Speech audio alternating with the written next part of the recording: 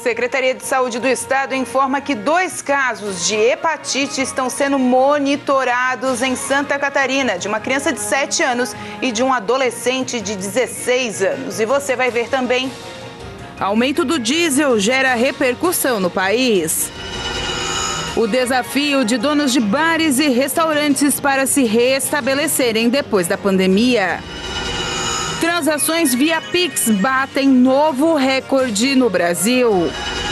Segundo estudo, a obesidade será extrema na população a partir de 2030. Essas e outras notícias você acompanha a partir de agora no Informe Região.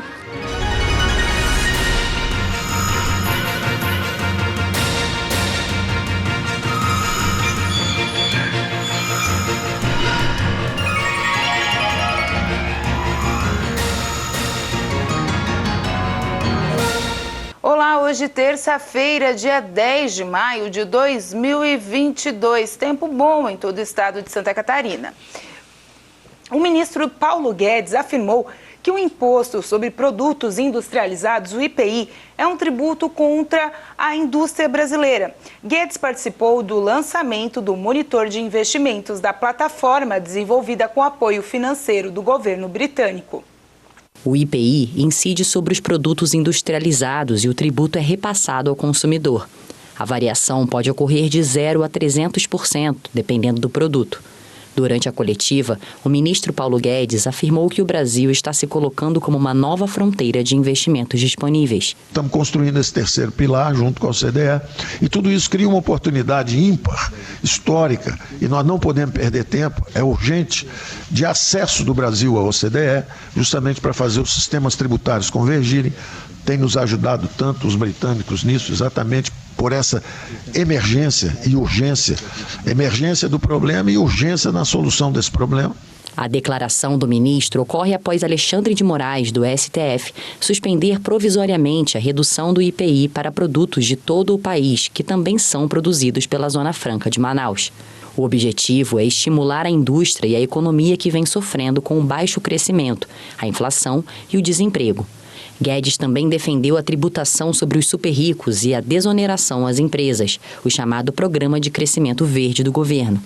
Durante o evento, o ministro disse ainda que investimentos privados são melhores e que a plataforma lançada vai contabilizar o setor econômico. Segundo ele, a perda de salário mínimo está relacionada à pandemia de Covid-19 e à guerra na Ucrânia.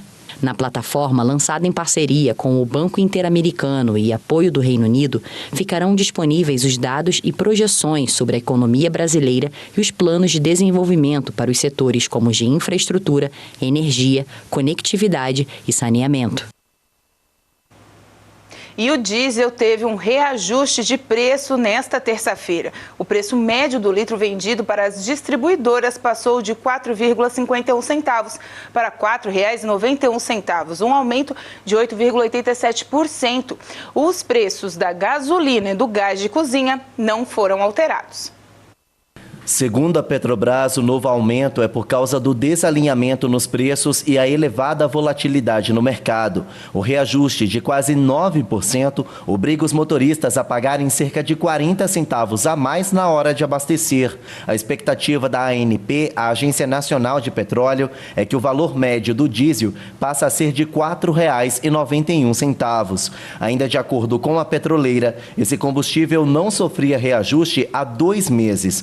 No entanto, nos últimos 18 meses, o diesel sofreu um reajuste de 47%. Com o aumento, os caminhoneiros de São Paulo e de Minas Gerais já falam em greve, mas as lideranças da categoria ainda não confirmaram uma eventual paralisação. A Petrobras ainda afirmou que não há previsão de reajuste no preço da gasolina e do gás de cozinha. No entanto, já tem motorista registrando que o valor da gasolina subiu para R$ 7,99. Até semana passada, o valor desse combustível estava 30 centavos mais barato. E a inflação tem sido o principal vilã do setor de bares e restaurantes, no momento em que eles tentam se reerguer dos impactos sofridos da pandemia. Embora tenha voltado a funcionar normalmente, o segmento ainda não conseguiu enxergar uma melhora expressiva como era esperado. A disparada dos preços dos alimentos e bebidas tem atrapalhado a recuperação. Nos últimos meses, o brasileiro sentiu no bolso o aumento, com 1,73%. A prévia da inflação do mês de abril foi a maior em 27 anos. Essa alta foi impulsionada principalmente pelo combustível, fator que provocou o crescimento dos preços por conta da elevação dos custos de transporte e produção. Os alimentos e bebidas ficaram quase 2,5% mais caros, de acordo com o último IPCA. Repassar esses valores ao consumidor não é uma tarefa simples para os proprietários de bares e restaurantes. Com receio de perder a clientela, muitas vezes eles acabam descontando da própria margem de lucro. O encarecimento das linhas de crédito em razão do aumento de 1 ponto percentual na taxa Selic também prejudicou os empreendedores. Por outro lado, a estabilidade nos casos de Covid-19 e a alta taxa de vacinação possibilitou o aumento do movimento em estabelecimentos físicos.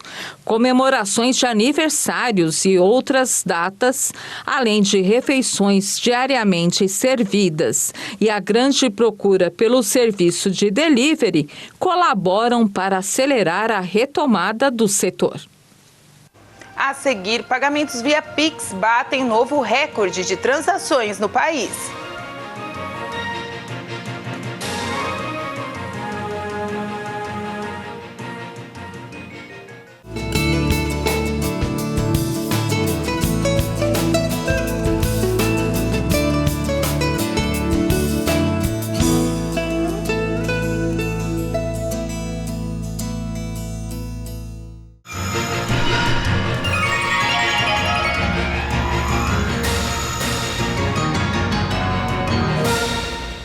E o mundo terá mais de 1 bilhão de pessoas obesas em 2030.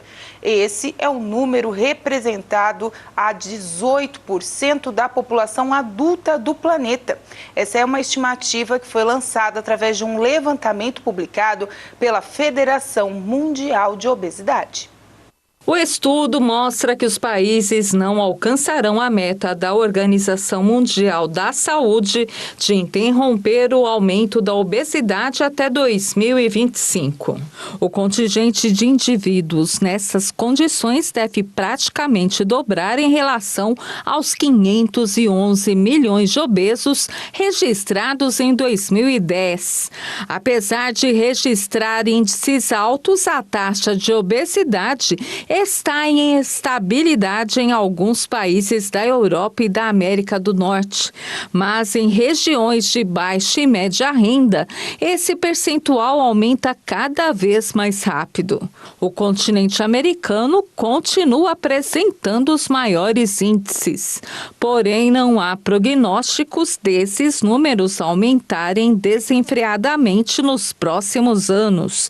Já no continente africano, a previsão é de que 91 milhões de pessoas se tornem obesas até o final desta década.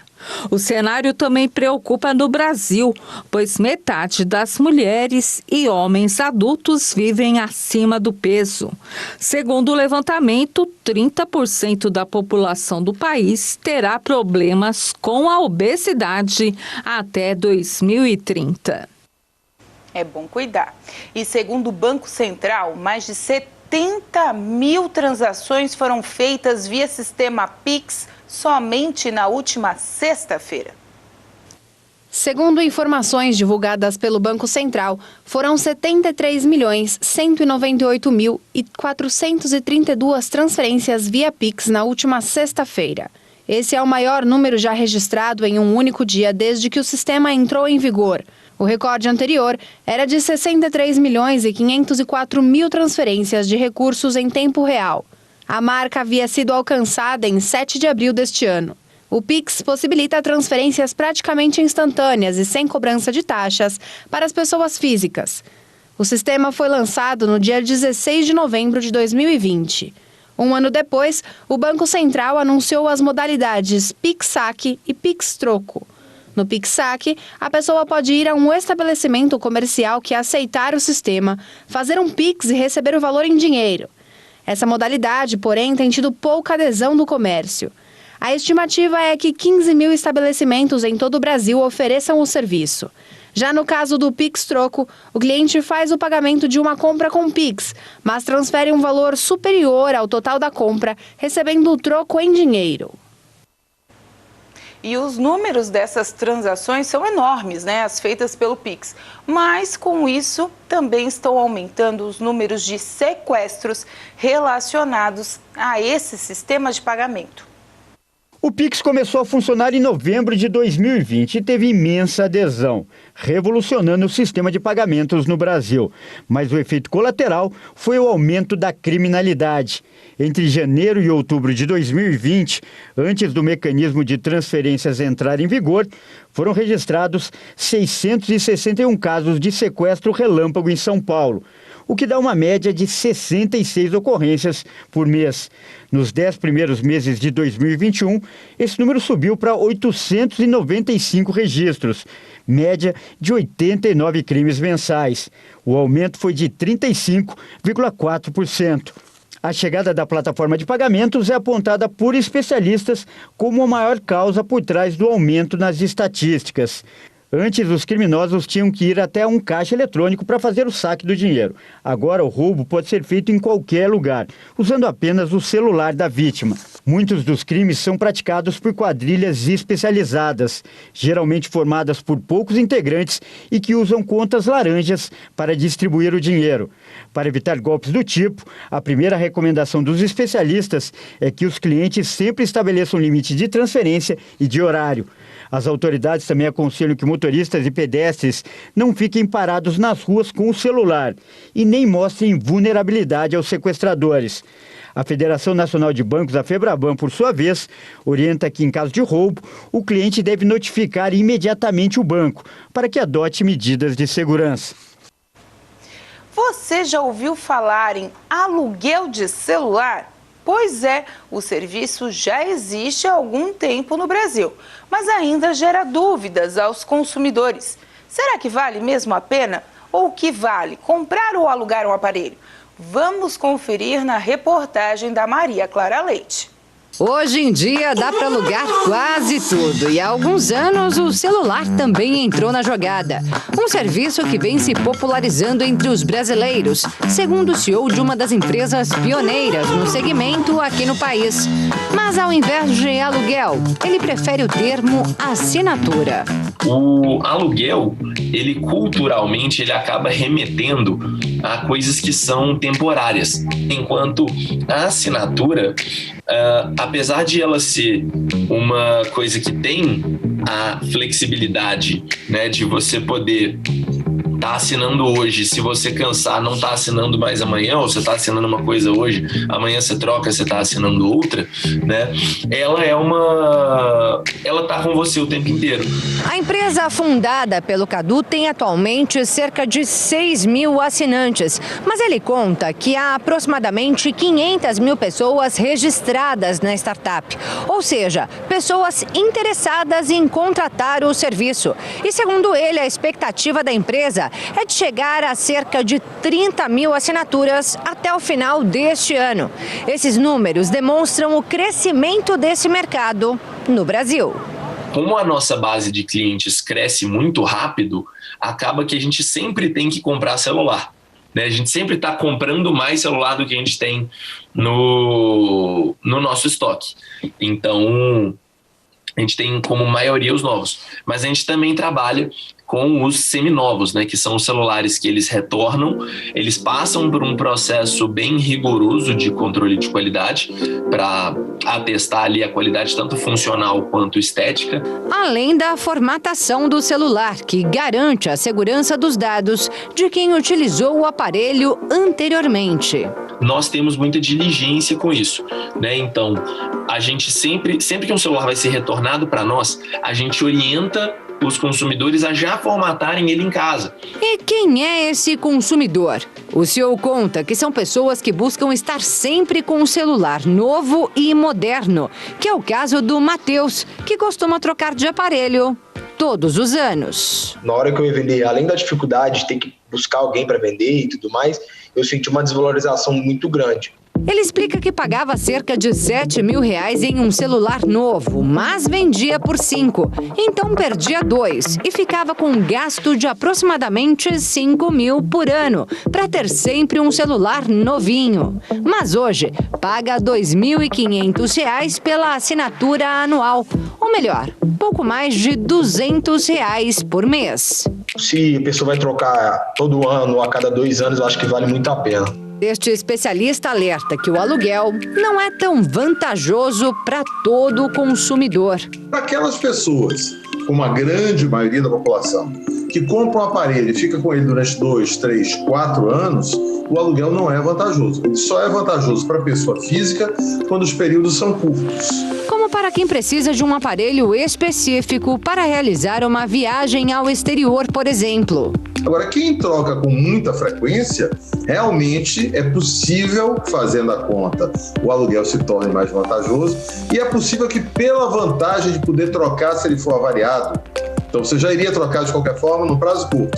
E além disso, se ele for avariado naquele período também, você vai ter uma troca gratuita, realmente pode valer a pena. E como o aluguel de celular ainda é considerado uma prática nova, o especialista do Instituto Brasileiro de Defesa do Consumidor alerta que antes de fazer uma assinatura, é importante pesquisar a reputação da empresa na internet, bem como os seus níveis de segurança. E também estar atento às cláusulas do contrato, para ver quais são as suas responsabilidades, quais são os ônus e os riscos você pode enfrentar ali dentro dessa relação contratual que vai perdurar por um tempo com esse fornecedor. E se estiver tudo certo, a conta fechar e a economia ainda falar mais alto, aí sim o resultado vai ser este. Só alegria, melhor coisa que eu fiz, certeza. Então, cada um avalia a sua escolha aí. E vamos conferir agora as vagas de emprego que estão disponíveis aqui na nossa região.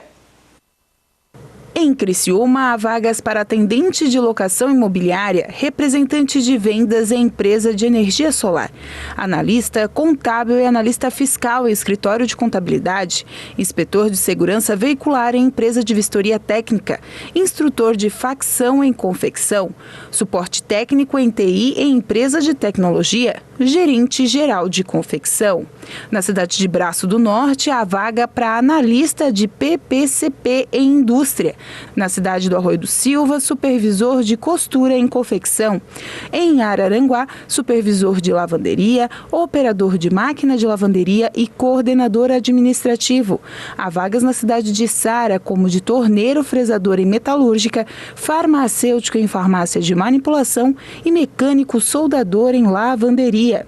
Em Nova Veneza, há uma vaga de advogado previdenciário em escritório de advocacia. Na cidade de Biguaçu, há uma vaga de analista de custos em indústria. Os interessados podem realizar o cadastro do currículo através do site excelenciarh.net ou encaminhar via e-mail seleção@excelenciarh.net. A seguir, governador Carlos Moisés fala sobre o apoio às cidades afetadas pelas chuvas.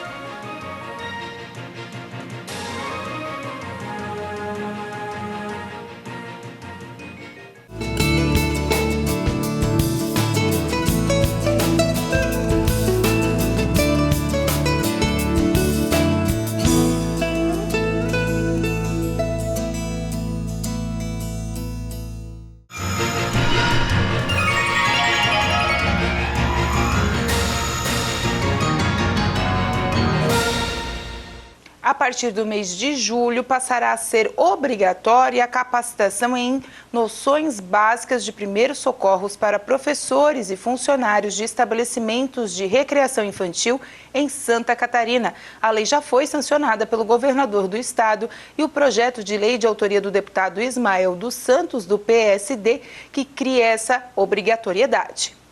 A partir do mês de julho, passará a ser obrigatória a capacitação em noções básicas de primeiros socorros para professores e funcionários de estabelecimentos de recreação infantil em Santa Catarina. Já foi sancionado pelo governo do estado o projeto de lei aprovado pelo parlamento, de autoria do deputado Ismael dos Santos, que cria essa obrigatoriedade. Conforme a lei sancionada, os cursos de primeiros socorros deverão ser ministrados por entidades especializadas em práticas de auxílio imediato e emergencial à população e tem por objetivo capacitar funcionários para identificar e agir preventivamente em situações de emergência e urgência médicas, até que o suporte médico especializado, local ou remoto, se torne possível.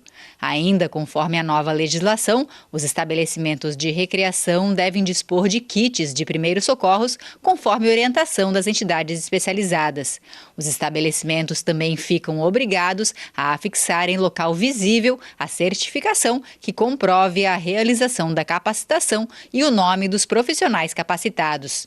Segundo o deputado Ismael dos Santos, o objetivo da medida é aumentar a segurança de crianças e adolescentes dentro do espaço escolar ou recreativo, em casos como engasgos, afogamentos, queimaduras e fraturas, até a chegada da equipe médica especializada.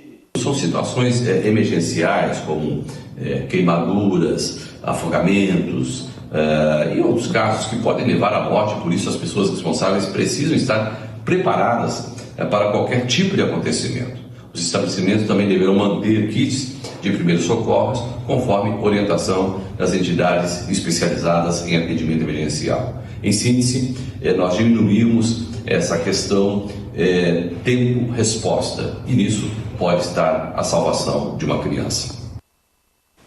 O governador Carlos Moisés anunciou as medidas de ajuda aos municípios mais afetados pelas cheias da última semana. O governador Carlos Moisés anunciou que o estado irá garantir apoio financeiro aos municípios que sofreram danos em sua infraestrutura por conta das chuvas em Santa Catarina na última semana.